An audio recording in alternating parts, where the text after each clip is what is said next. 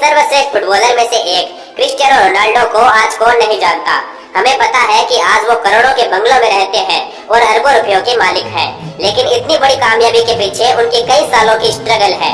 जी हाँ दोस्तों, 1985 में जन्मे रोनाल्डो का जन्म पुर्तगाल में एक गरीब माली के घर हुआ।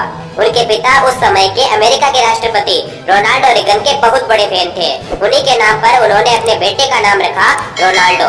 रोनाल्डो बचपन में टीन वाली छत के नीचे अपने माता पिता, 2 भाई व एक बहन के साथ रहते थे।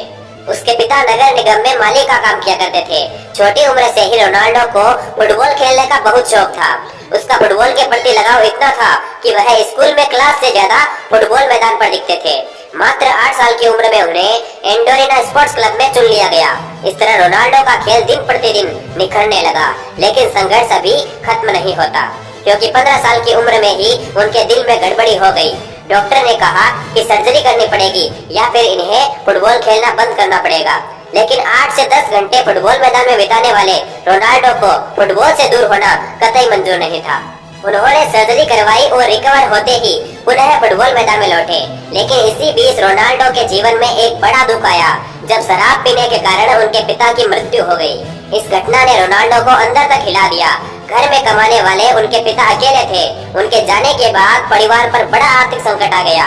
इस कारण रोनाल्डो की मां को दूसरों के घर खाना बनाने का काम करना पड़ा। इन सब के बावजूद रोनाल्डो ने अपना खेल जारी रखा और अपने कठिन परिश्रम के दम पर उनको 18 साल की उम्र में English football club Manchester United ने 17 मिलियन अमेरिकी डॉलर में खरीद लिया। इसी के साथ वे दुनिया के सबसे महंगे खिलाड़ी बन गए। इसके बाद उन्होंने कभी लाइफ में पीछे मुड़कर नहीं देखा। आज वो फुटबॉल के एक महान खिलाड़ी है और करोड़ों फैंस के दिलों पर राज करते हैं। गाइस, रोनाल्डो के जीवन में इतनी मुश्किलें आई, फिर भी वो डटे रहे, क्योंकि विपरीत परिस्थितियों में कुछ लोग बिखर जाते हैं तो कुछ निखर जाते हैं। इसलिए आपको भी बिखरना नहीं है। चाहे कितनी भी मुश्किलें आए, उन मुश्किलों का डटकर सामना करना है, क्योंकि संघर्ष का ही दूसरा नाम जिंदगी है।